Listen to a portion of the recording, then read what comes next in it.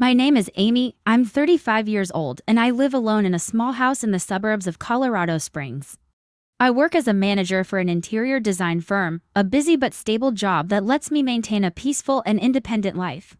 I'm not someone who trusts easily, but when it comes to family, I've always tried to hold on to what little connection remained. A few months ago, my younger sister, Melissa, 29, called me in the middle of the night.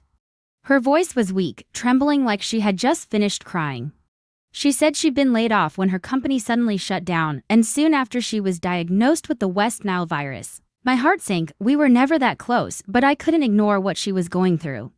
Our parents had retired and moved to Florida years ago, and they were no longer in a position to care for her. Her friends, if she had any, lived far away or were struggling with their own lives. After a few phone calls with our parents, I decided to let Melissa move in with me, at least until she recovered and figured out her next steps. When she arrived, she looked so frail I almost didn't recognize her. Her skin was dull, her eyes shadowed, and she moved as if even the slightest breeze could knock her over. I rearranged the living room and cleaned up the spare bedroom so she could rest. Every day, I cooked for her, picked up her medication, and drove her to her checkups. I even arranged to work from home more often so I could be there for her. I didn't complain, it was what a big sister should do. "Thank you for doing all this," Melissa said one evening, eyes red as I set a tray of food on the bedside table. "I know how busy you are. I don't even know how to say thank you." I smiled, masking the exhaustion in my eyes. "Family helps each other, you don't need to thank me." At the time, I truly believed I was doing the right thing. I'd always been a little rigid, someone who believed that doing good would bring good in return. I never imagined that kindness would turn into the biggest trap of my life. Melissa stayed with me for almost 2 months, her health slowly improved. She could walk around, cook simple meals, even laugh once in a while. I thought things were getting better, but sometimes something felt off. The way she looked around the house, or the way she asked about certain things I owned, like she was calculating their worth. "This house must have cost a lot, huh?" she asked casually one morning while I made coffee. I just laughed, assuming she was making small talk. "It's decent, but I worked hard for it. I still have to make monthly payments." I didn't notice her expression then. A quick look, part envy, part calculation. I saw it but brushed it off. Because she was my sister, the one I had taken in, the one I'd sat up with on sleepless nights as she burned with fever. I never could have imagined that the house I opened to her would become the place where everything in me began to unravel. That the worst days of my life would begin the moment I believed that family would never hurt you. 3 months after Melissa moved in, a seemingly normal Friday afternoon became the moment that buried every ounce of trust I had. I had just gotten home from work, still in my office clothes, when I found Melissa waiting for me in the living room. Her makeup was light but noticeable, her hair neatly tied back, and she was wearing the floral dress I had once lent her, as if something special was about to happen. Beside her, my husband Ethan sat on the couch, pale as a ghost, looking like he'd just received terrifying news. The whole scene sent a chill through me. "What's going on?" I asked, my heartbeat quickening. Melissa glanced at Ethan, then turned to me with a theatrical expression. "You should probably sit down." I didn't. Something in my gut told me I'd need all the strength I had to stay upright for what was coming. "There's something important I need to say," she began, her voice trembling. "On purpose. I am pregnant." I blinked, took a second to register. "Pregnant? Whose baby?" She turned to Ethan. I followed her gaze and saw that he wasn't avoiding eye contact anymore. He just bowed his head and sighed. It's his silence. Nothing but the ticking of the wall clock. I stood there frozen, my heart stopping. Every word Melissa spoke stabbed into me like a needle. I had cared for her, fed her, trusted my husband completely, and here they were, betraying me, together under my roof. "You can be angry, I get it," Melissa said, "but the truth is, what's done is done, and now I'm carrying this child. I can't live here feeling like a criminal. I think you should move out, so Ethan and I can start our new family." I laughed, not because it was funny, but because the audacity of it all shattered logic. "Come again?" I asked coldly. "You want me to leave my own house, so you and my husband can start a family?" "I just thought that, she faltered, "you'd understand. We're family, this baby, it's your niece or nephew." "Don't call me your sister," I cut her off, my voice ice. "That baby is the result of betrayal while you were living off my food, my medicine, under my roof." Ethan said nothing. I turned to him. "You have nothing to say?" "I didn't know Melissa would tell you like this." "So you knew?" I pressed. "It only happened a few times. I thought we could keep it hidden." Hidden, I let out a dry laugh. You thought you could live a double life in this house, and I'd never find out? I didn't cry. I had no tears left when trust had already been burned to ash. I walked upstairs, grabbed a small bag, my house deed, and my bank cards. Then I came back down and placed them all on the table. I'm not going anywhere, I said, looking Melissa dead in the eye. This house is in my name. Every brick, every chair, paid for by me. If anyone's uncomfortable here, they can leave.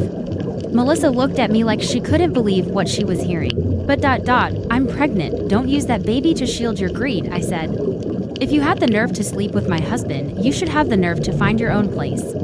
Ethan stayed silent, his gaze on the floor defeated. I didn't have to shout or break things. My silence was louder than any scream. I would never forgive them. At that moment I knew.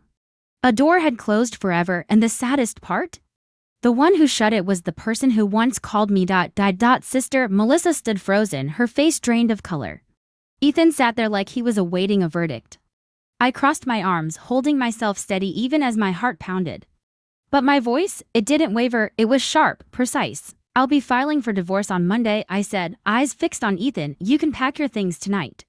And Melissa, I turned to her, you're no longer welcome here, you. You can't do this, Melissa stammered. I have nowhere else to go, I'm pregnant.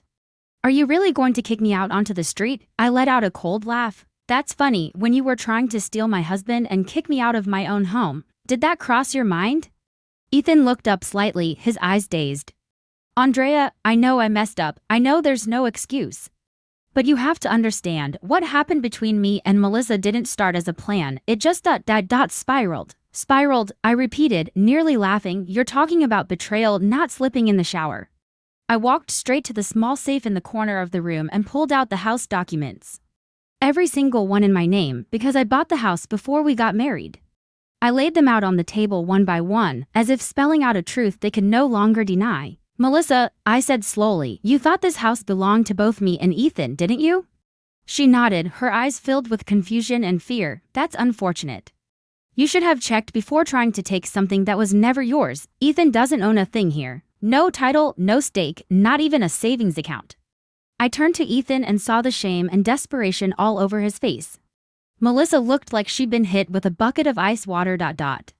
She turned to him, eyes wide. You told me you were managing the finances. That everything here was in your name, Ethan exhaled. I said that because I felt pathetic. What did you think I was, a successful author? I've been stuck on the same draft for 3 years. Everything you've seen here, it's all Andrea's. Melissa stepped back like she'd just been stabbed. Only this time, by the very person she thought she could trust. You lied to me. And you betrayed me. I stepped forward, just enough so they could both hear me clearly. Fair trade, I left them there standing in their shame. Then I said what I had been thinking ever since I found out. You both need to pack your things and be out of this house within an hour. If not, I'll call the police. Ethan nodded silently and stumbled upstairs to start packing. Melissa stayed frozen in place, her eyes shifting from rage to panic before she suddenly collapsed to the floor, sobbing. Andrea, I'm sorry, I don't know what I was thinking. I just I thought, you thought what? That you could destroy someone's marriage and slide into their place like nothing happened? I looked down at my sister, hunched on the floor.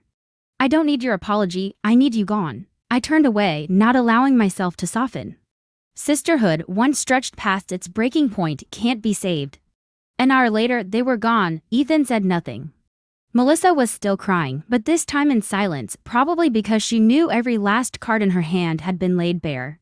I shut the door behind them. For the first time in weeks, the house fell into a strange kind of quiet. I stood there for a moment, leaning against the door, letting out a silent breath. I had lost a marriage, I had lost family. But I hadn't lost myself. I don't know how long I stood there after the last sound of tires faded from the driveway. It was completely dark. The house sat in eerie stillness. No more Melissa dragging her feet down the hallway. No more clacking keyboard from Ethan pretending to work on his manuscript. Just me, a dry emptiness, and a house as cold as stone. I didn't cry. I wasn't even angry anymore. It just felt like every cell in my body had burned out. I turned on the lights, room by room, opened every window to let in the night air. The air felt thick, like the house had been through a fire. No flames, just wreckage. I started cleaning. Everything tied to Melissa. Pillows, bags, her medication, the clothes she had stuffed in the closet. I gathered it all, no sorting, no second thoughts. I didn't bother folding. I shoved each item into her suitcase like I was erasing her from my life.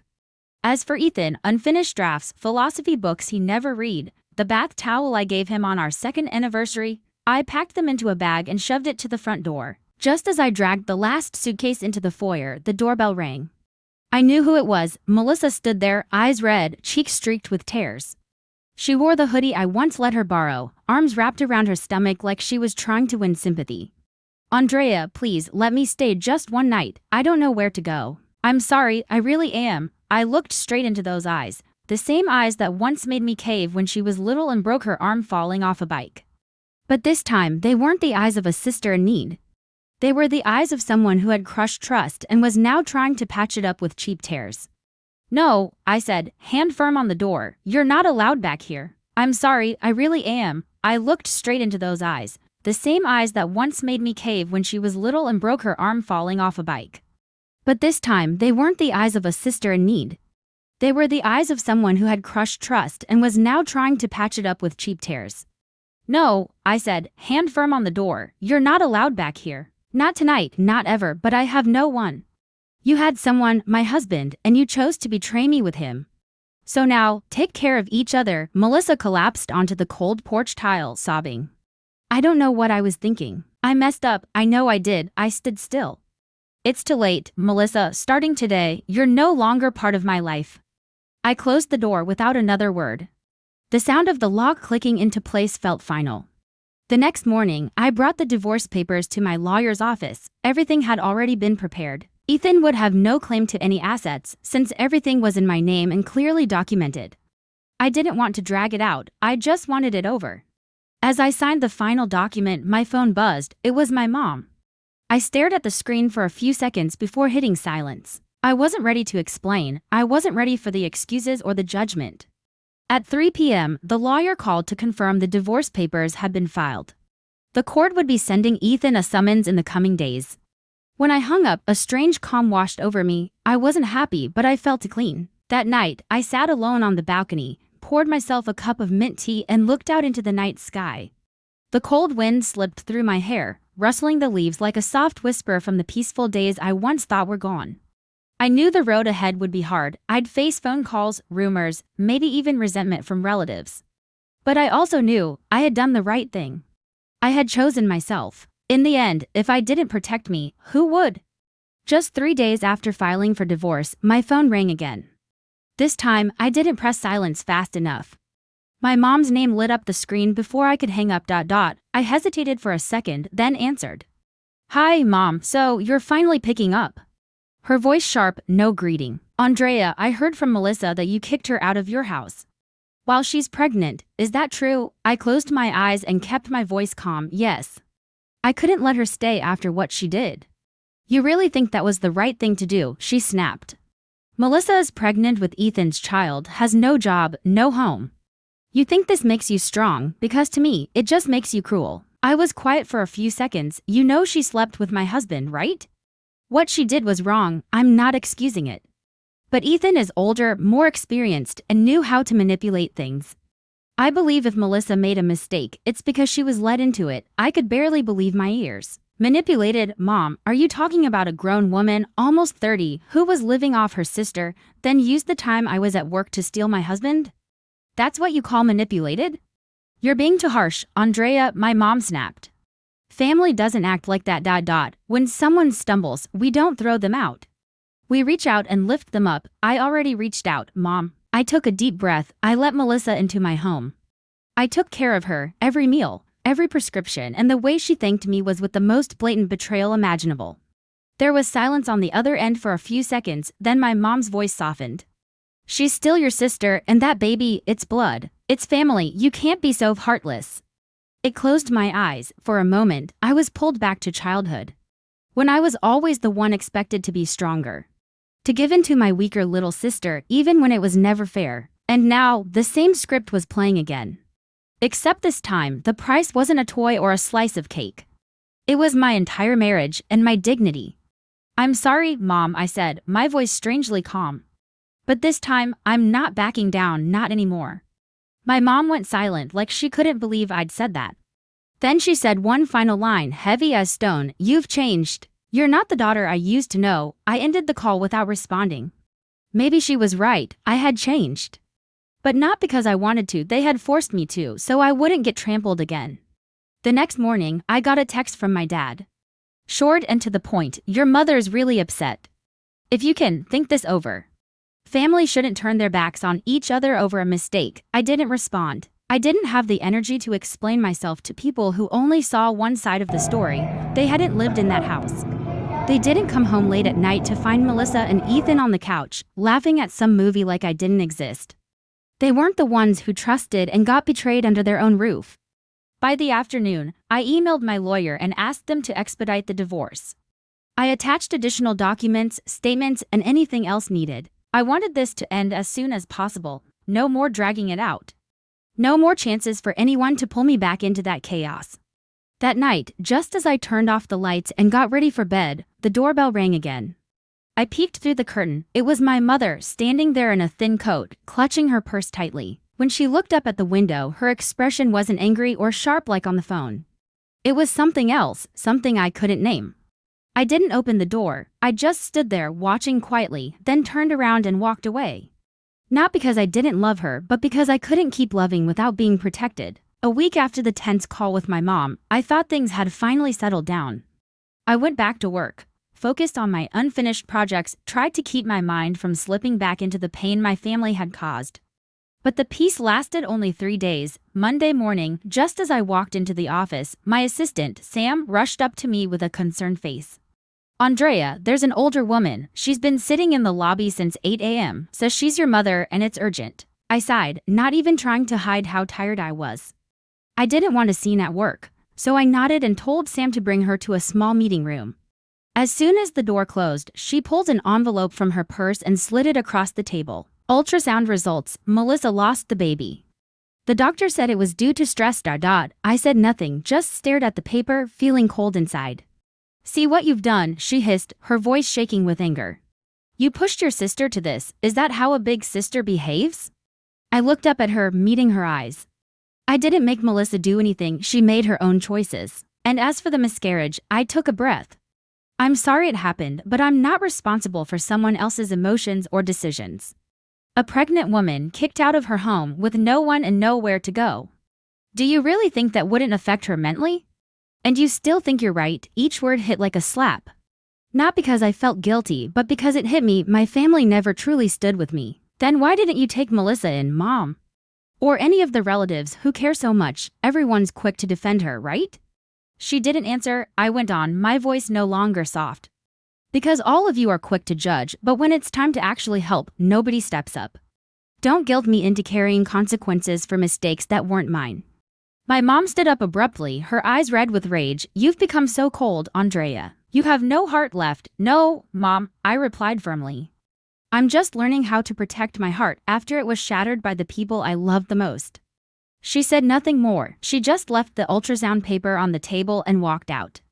The door clicked shut behind her, softly but with the weight of a boulder. That afternoon, I got a message from a relative. Aunt Evelyn, my mom's cousin, someone I rarely saw.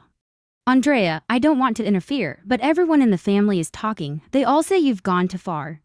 Melissa's heartbroken. Please reconsider.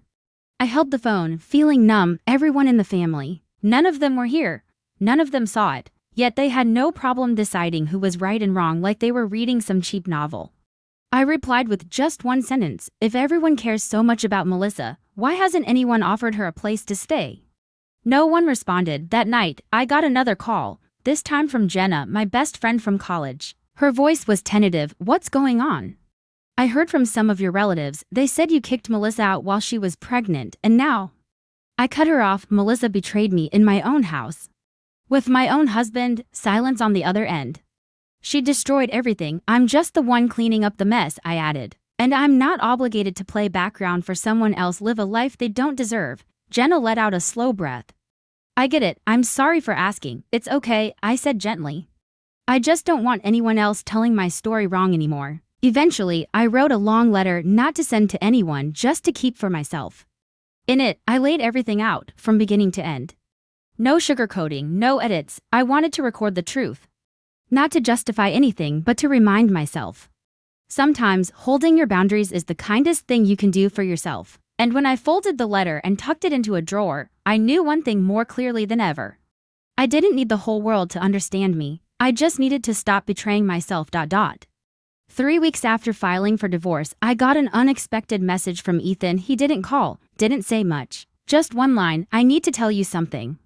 It's important." I was about to delete it. But something inside me hesitated. I didn't feel anything for him anymore. The anger had long given way to indifference. But I still wanted to know, not because I cared, but because I needed full closure. I replied simply, "Say it." Less than a minute later, my phone rang. It was Ethan. I picked up, keeping my tone calm, like I was answering a work call. "I'm not calling to apologize or make excuses," he said right away. "I just need you to know the truth. Melissa was never pregnant." I sat up straight. "What did you say?" I suspected it from the start. His voice sounded drained. "She said she was pregnant but wouldn't let me go with her to the doctor. I asked multiple times, offered to take her to an ultrasound, even gave her the number of a local clinic. But she always avoided it." I stayed quiet. In my head, all the broken pieces began shifting into place. "She just kept saying the doctor told her to rest, not to move around much," Ethan continued. "Then when you got the ultrasound paper, it came from your mom, not Melissa. I never saw the original. She said she lost it." "So the miscarriage was fake too?" I asked, my voice low. I asked her. She didn't answer, just cried. But there were no documents, no records. No doctor ever confirmed anything. She just one day said she lost the baby. I leaned back in my chair. My heart didn't ache. It clenched in a different way, a deeper kind of hurt. The feeling of being deceived to the core by your own family. "I called because I heard your family's blaming you, saying you caused Melissa to miscarry. I couldn't let you carry that. Ethan said, hesitating. "I know it's late, but the truth still deserves to be told." I didn't respond right away. My mind raced with questions. When did Melissa come up with this fake pregnancy? What was her plan? To trap Ethan? Push me out of the house? Or just earn pity, forgiveness? Whatever her motive, one thing was now clear: she had never been pregnant. "Thanks for telling the truth," I said, short but honest. Before hanging up, Ethan added, "I know I don't deserve to say this, but I hope you find peace, and if you can, let it all go, Andrea. Don't let what happened between me and her stain the rest of your life." I didn't reply. I just hung up, then sat still for a long time, staring out the window. The next day, I printed the text exchange and wrote down everything Ethan said, not to share with anyone, just to keep as proof to myself that I wasn't crazy, or cold, or cruel like my family had claimed. That afternoon, I called my mother. This time, I was the one to reach out. "Do you have a minute?" I asked. "What's this about?" Her voice was cold, guarded. "I just wanted to inform you of something," I said slowly. "Melissa was never pregnant." There was no response. I heard the sound of her swallowing hard. It was Ethan who confirmed it. He said he asked her many times, but she always dodged the questions. There were no documents, no doctors who ever confirmed anything. She faked it, to stay, to be forgiven, to have someone take her side. "Do you have any proof?" my mom asked, her voice smaller. "I don't need proof, Mom," I said calmly. "I'm done proving anything to anyone. I only called to let you know. Whether you believe it or not is up to you. But if you're going to keep blaming me for a pregnancy that never existed, then this conversation can end right here." Mom was silent for a long time. Then she spoke, her voice almost trembling. "Andrea, I didn't know. I really didn't know." "I know," I said softly. "And that's why I don't resent you. But I'll never forget how everyone turned their back on me. For a lie wrapped in tears." I hung up after that. And for the first time since everything happened, I felt completely at peace. Nothing left to prove, no one left to please. I had stepped out of their shadow, and this time, on my own 2 feet. One morning in early June, I received an email confirmation from the court. The divorce had been finalized. The entire process wrapped up faster than expected since Ethan didn't contest anything, no disputes, no conditions. We were now officially strangers on paper, and that brought me a kind of relief I couldn't even describe. I printed the court order, filed it neatly with my personal records, then picked up my phone and opened my contact list. Mom blocked, Dad blocked, Melissa blocked. Every missed call, every unread message, every bitter accusation, I left it all behind. Not out of hatred, but because I finally understood. Forgiveness doesn't mean keeping people in your life. That evening, I treated myself to a warm dinner, no one across the table. But for the first time in months, I felt peace. I turned on my old playlist, picked a soft jazz track, poured a glass of red wine, and sat by the window watching the evening light fall over the backyard. This house had once been a home, then a place of betrayal, arguments, and tears. But now, I was choosing to make it mine again. Completely, I started with small changes, replaced the curtains, moved the sofa, took down the old wedding photo, and hung an empty frame instead. As a reminder that every new chapter begins with blank space. I changed the bedding, painted the living room in a soft sage green, and ordered a few indoor plants. Life slowly found its rhythm again, like every breath I took was part of the healing. Every morning, I made coffee just for myself, not for two. Every night, I read a few pages of a book, no longer interrupted by loud TV shows in the living room. I was learning to listen to myself again. Something I hadn't done in a long time. One day, I ran into an old college friend, Rachel, at a book fair. We hugged tightly. She looked at me with concern and kindness. "Are you okay?" Rachel asked, gently touching my shoulder. I smiled. "I'm healing." Slowly but surely, she nodded. "I knew you'd get through it. You've always been stronger than you think." We sat down at a nearby cafe and talked for hours. We didn't dwell on the past, we focused on the future. Plans, ideas, even travel dreams I had buried in a drawer because I was too busy taking care of people who didn't deserve it. That night, when I got home, I opened my laptop and searched through old emails for a canceled flight to Charleston, a coastal city I once dreamed of visiting. I had canceled that trip 2 years ago just because Ethan didn't like the sun. Now, there was no one left to stop me. I rebooked the ticket for one. The flight was scheduled for next Friday. Looking at the confirmation on my screen, I felt something lift from my chest, like I'd just broken free from an invisible chain that had held me back for years. I know I'm still healing. Emotional wounds don't fade after just one summer. But I also know this for certain. I've broken out of the cycle of blind sacrifice. I won't let anyone, not even family, force me into playing the perfect sister ever again.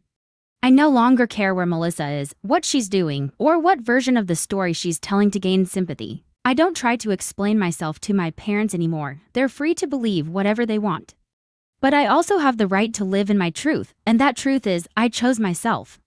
Not out of selfishness, but because I deserve a life with boundaries, with limits, and with peace. The scars are still there, but I've taken back control. No one enters my life anymore without permission. Once a woman who believed in family and marriage, Andrea experienced the deepest betrayal of her life by her own sister and husband. But instead of falling apart, she chose to walk away, set boundaries, and reclaim her peace. Andrea understands now that sometimes the bravest thing a person can do is leave toxic relationships, even when they share your blood. From that pain, she rediscovered herself, a stronger, steadier version who knows she is worthy of love. What do you think of Andrea's decision? Was she too harsh, or was it what she needed to protect herself? Share your thoughts in the comments and don't forget to follow the channel for more powerful family stories to come.